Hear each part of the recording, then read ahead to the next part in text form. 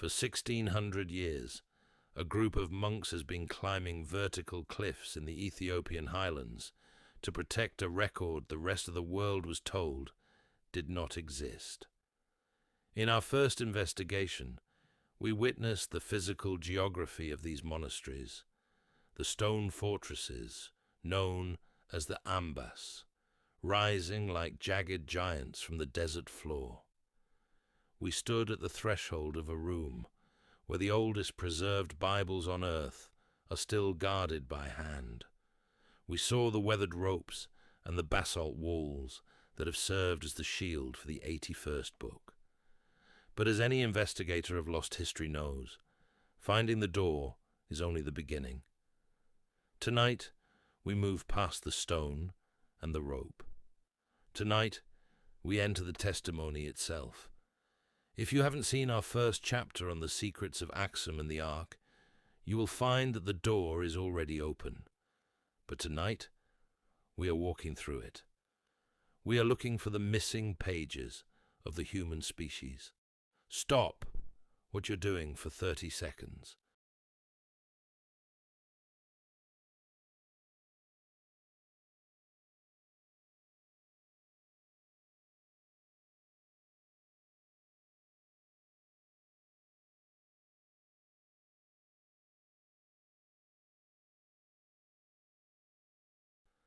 I want you to think about the last time you learned something that felt complete, a story with a beginning, a middle, and an end that made sense. Now, I want you to ask yourself one question. How would you know if the ending was missing? How would you know, sitting in a classroom, reading a textbook, watching a documentary, if someone had removed the last 30 pages before it reached your hands? The answer is, you wouldn't. You can't feel the absence of something you were never told existed. And according to the investigation we are conducting tonight, that is the story of our species. Not a conspiracy theory, but a documented process of institutional standardization. For centuries, powerful organizations used a measuring rod, what scholars call a canon, to decide what was standard history and what was apocrypha. That word apocrypha comes from the Greek apokryphos, meaning the hidden things. But in the highlands of Ethiopia, hidden never meant false. It meant too dangerous for the unprepared. Tonight, we investigate what the archive suggests was an editing of the human story, a way to manage the very architecture of our behavior, what we will identify tonight as the first installation of an operating system of violence. Somewhere in Ethiopia, on cliff faces suspended over a 1,000-foot drop, the keepers of the unedited draft have been waiting. Tonight, the archive is open. Before we go near the watchers or the garments of glory, we have to look at the physical evidence, because the mechanism by which certain histories are made to feel certain and others are made to feel like mythology is a process that is still in motion. To understand why the Ethiopian archive was suppressed, we have to understand the moment it was physically taken. After this video ends, I want you to do something. Open the website of the British Museum. Type Ethiopian manuscripts into the search bar. Look at the acquisition notes. You will see a date that repeats like a haunting refrain, 1868. This was the British expedition to Abyssinia. It was an expedition led by Sir Robert Napier to rescue British hostages from Emperor Tewodros II. But the military dispatches of the time describe a much larger objective. When the fortress of Maqdala fell, the British didn't just take gold. They took the memory of a civilization. They loaded 15 elephants and nearly 200 mules with the treasures of a 3,000-year-old culture. They took over 350 manuscripts. They took the Kebra Nagast, the glory of kings. They took the Book of Enoch. And they took at least 11 tabots. As we explored in Part 1, a tabot is a sacred slab representing the Ark of the Covenant. In the Ethiopian tradition, it is so holy that it is never permitted to be seen by anyone outside the ordained clergy. The British took them anyway. Today, those objects remain in London.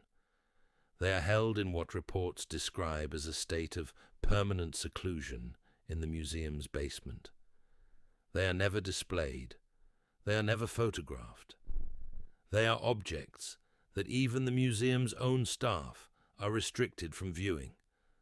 As an investigator, you have to ask, why? Why would a modern museum risk diplomatic tension for 30 years to keep books and slabs they aren't even allowed to show? The archive suggests a possibility. These are not just old books. They are the unedited draft. They represent a version of our origins that has not yet been filtered through the hands of a power structure. The British took the physical books, but as the monks of the Ambas say, they couldn't take the fire. We are keeping that fire alive here at Untold Histories TV. If you believe these stories belong to the people, hit subscribe. Join us as we look for the missing chapters. Now, let's go to the first room of the archive. Imagine you are a monk in the 4th century AD. A church official arrives with a list of titles to be classified as apocrypha. You know that what is in them is not dangerous because it is false. It is being removed because the perspective it contains makes the institution standing in front of you unnecessary. The first room of this archive contains a description of the human species that will require you to sit with it for a moment. Underneath what you've been told is rational. There is something in you that already knows this. The Ethiopian Book of Jubilees describes Adam and Eve not as primitive creatures but as beings covered in the garments of glory. The archive claims this was not clothing, but a technical condition, a luminous, sacred architecture woven into the body itself. The manuscripts describe a state of perfect biological coherence. In this state, the manuscripts claim no disease, no predator, and no physical weight could touch the human form. The archive suggests that for 7 years before the fall, Adam and Eve performed daily acts of service at the eastern gate. They burned cedar and frankincense. The text implies these rituals resonated in a vibratory way across every corner of the physical world.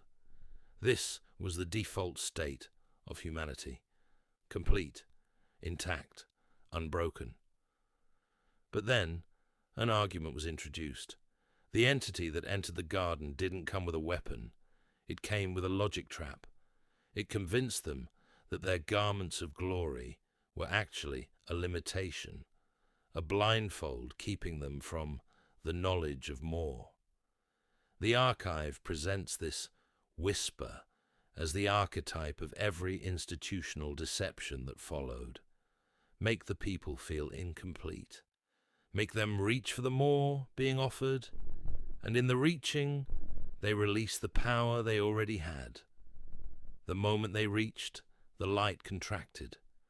The archive says it receded, dimming layer by layer until the architecture was gone. And as it receded, something else rushed in. Gravity, the visceral sensation of weight pressing down, the ticking of time, the feeling of being alone. The archive claims your nostalgia. That ache you feel for a world that should be perfect is a species-level memory of the garments of glory. This is why we seek to perform and manufacture our appearance. We are trying to simulate the light we lost. Can the original condition be restored? To answer that, we have to look at the second layer of the archive, the one that explains how our potential was hijacked. This brings us to the Book of Enoch. In our first video, we introduced Enoch as the man the tradition says never died. But tonight, we look at the specific testimony he left behind regarding the Watchers. The archive suggests that violence was not human nature, but a curriculum. It was the installation of an operating system of violence. After the gates of the garden were sealed, a class of beings called the Watchers was assigned to watch. Stand at the boundary between dimensions. Observe the human species without intervening. But watching became wanting. 200 of them, led by a being named Semyaza, stood on the summit of Mount Hermon. Investigative Exhibit B, The Seduction and the Trade. The archive provides a chilling detail on how they crossed the boundary. It says they looked down and saw that the daughters of men were beautiful and comely. But as investigators, we have to look deeper. This was not a simple attraction. It was a hunger for the material world. Semyaza, fearing the penalty of the sin, forced an oath of collective guilt upon the 200. They descended. But they did not just take wives in a physical sense. The archive suggests a transaction, a seduction of the mind as much as the body. The Watchers approached the women of Earth and traded celestial secrets for intimacy. They offered stolen light to gain access to human lineage. This was the first tech transfer, the curriculum of the fallen. The archive lists specific names and the specific technologies they introduced. Azazel taught the art of the face. He showed the women how to use antimony to paint around the eyes and how to forge mirrors. Think about the depth of this investigation. Why would makeup be a celestial crime? Because Azazel taught humanity to value manufactured appearance. He taught the architecture of persuasion without consent. He showed them how to construct a surface that could bend the will of another. He taught them to replace the garments of glory with the garments of deception. And as the women were taught to hide their souls behind masks, Azazel taught the men to forge iron, swords, knives, shields. The archive treats this as a single, intentional movement. A world that learns to perform for others must first learn to destroy others. Semyaza taught the cutting of roots, the technology of hidden harm and sorcery. Kokabiel taught the constellations and astrology, teaching humanity to look outside themselves to the stars for their fate, rather than trusting the internal light. Barakiel taught the signs of the clouds, and Kaukabel taught the signs of the stars. These unions produced the Nephilim. The archive records that the Watchers defiled themselves with the women, mixing celestial frequencies with human density. The result was a generation the earth was never designed to carry, giants with no natural ceiling for appetite. They weren't just big, they were parasites. They began to eat the resources of the earth, then the animals, and then, the archive says, they began to devour human flesh. Violence became the weather. This was the peak of the operating system of violence, a world quietly hijacked by knowledge it was never meant to have. Enoch, the man who walked with God, was shown the verdict. The system restore. Every major civilization has a flood account. The Sumerians, the Maya, the Aboriginal Australians. But while the West often calls it punishment, the Ethiopian archive frames it as a surgery.